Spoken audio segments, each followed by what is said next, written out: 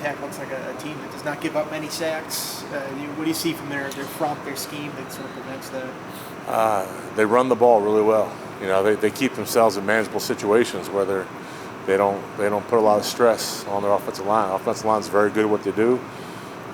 They're gonna stay ahead of the chains. They keep it to manageable third and fourth downs, and like a couple other teams we saw, they go for a bunch of fourth downs. So they just keep themselves out of those type of pass situations because they're so good at running the ball. In terms of run challenges, how does this stack up to what you face this year? Is this one of the better teams?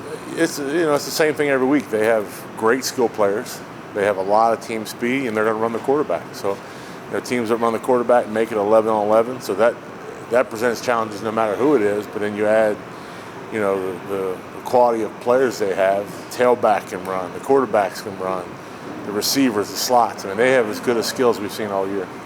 How would you assess the run defense this year? You're not allowing the explosive runs that you allowed last year. It seems like you are limiting those 80-yard runs last year to like 10 or 15 this year.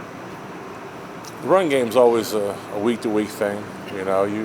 We have to be more stingy. We've done better maybe controlling the explosives, but we got to stop the leaky yards. When we have the better call, we got to hold them to minus yardage, and then when we don't have the better call, we got to get them on the ground a little bit sooner. But we still got a little ways to go. You guys flying in Bruce Smith to be on the sideline for maybe motivate A.P.R. again this time? It seems like he seems to have a game like this every time Bruce is out there. Yeah, maybe so. Maybe we need to do that. But what is it for A.P.R. to get to that mark? I know he's not satisfied just getting to where he is, but.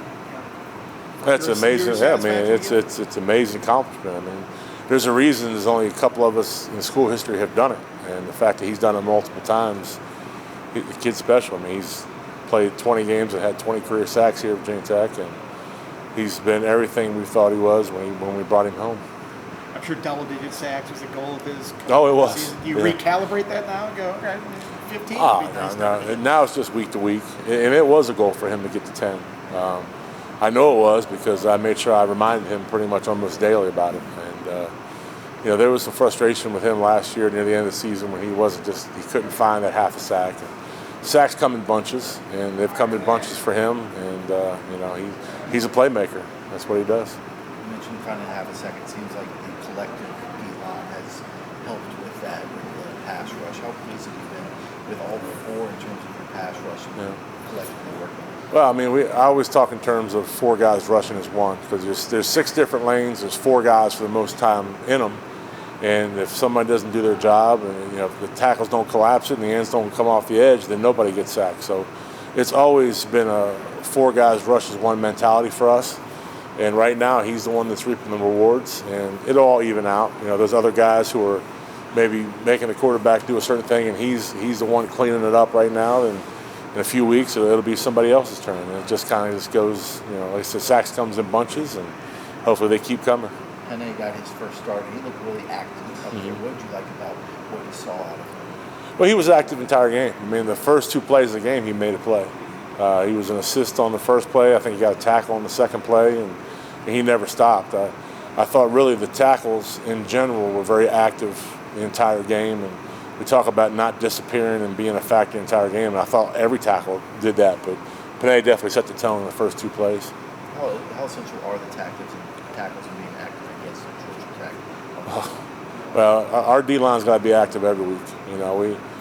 I feel like we got a pretty good group, and when we're on, we make it hard on teams to move the ball, and that's the challenge that we have every week, and Georgia Tech just presents another new challenge. Has Aeneas kind of been what you thought he would be for you guys? Oh, yeah. Yeah, I mean, he's done everything that we've asked him to, and all those guys have. I mean, back during 2 days when we had these conversations, I thought I knew what we had, but you didn't know until they started playing. And, we're pretty good. We got a pretty good group, but that doesn't mean anything. It's always week to week, and we got to go out and perform. We've had another good week of practice, and now we got to go put together on Saturday at noon. We're going to talk to Burgos here, I think, today. How's he progressed this season in your eyes? Oh, he's done a great job. It's great competition. Those 3 ends played the majority of the snaps last week, and all 3 were productive. You know, all three of them bring a little bit different aspect to the table, and he's been really consistent all year. What do you see? What does Burgos bring to the table that's slightly different, you think? Just effort and energy. You know, the way he chases the ball and the energy level he plays with is, I would put him in the top 2 or 3 on our entire team, not just the D-line. You talk about those DNs going from week to week. What have Jason Abbey or Mason Stevens shown recently against the more snaps? Well, I mean, they just made some plays, you know, and it always starts out making plays in practice. And when things are kind of even, then you play the younger guy. And I hate it for those older guys, but, you know, Asen and Jason both played solidly versus Miami. They didn't play as much last week, but they were both, I thought Asen had a great game against Stanford. And those guys just keep getting better every day. So they'll learn something new every day, and that's the exciting part. And both of them are learning how to play the right way. Asen throws his body around a little bit more than Jason, but Jason brings an extra step that Asen may not have. So I'm excited about both those guys. Did Asen transition to defensive line? Was it over the summer or was it spring? No, it was over the summer. I wish I had him in the spring, but no, it was kind of over the summer in August. We kind of got him late because in the recruiting we promised to give him a shot linebacker, and then we made the move. How pleased are you with his progression since you got to him so late, seeing the steps he's been taking? I love it. You know, he's tough and he's smart. Let's start there. And he comes to work every day, and him and Jason both, they're just going to get better every day. Like literally every day I'm teaching them something new. And that's what you want as a player. You don't want, you know, I don't want to have to keep teaching the same thing over and over. We talk about, give me something new to coach today. And those guys do that. His brother, Coach Bryant, had the Penn State group. Where do you think Asen has the ability to really grow and build into that body? I don't know. I don't have a crystal ball, but you know, I think he'll be big enough, and he's plenty fast enough. I mean, he hawked down, I don't know, it was Davy or somebody today. I mean, so he can run. He's going to get bigger. He's going to get stronger. I mean, he's just a freshman, and I think, you know, he's got a bright future. A couple more guys. On A.P.R, you've been around guys like Cornell Brown and Corey Moore and John Engelberg, guys that are at the top of Virginia Tech's all-time sacks list. Does anything A.P.R do remind you of any of those guys, or is he unique in his own way? No, I think, you know, first of all, you named 3 great players, and all those 3 of those guys were a little bit different in how they went about their business. And he's the same way. He shares characteristics with those guys, but yet he does things a little in his own style, in his own way. So I think you can compare and contrast all 4 of them, and he's in that conversation for sure.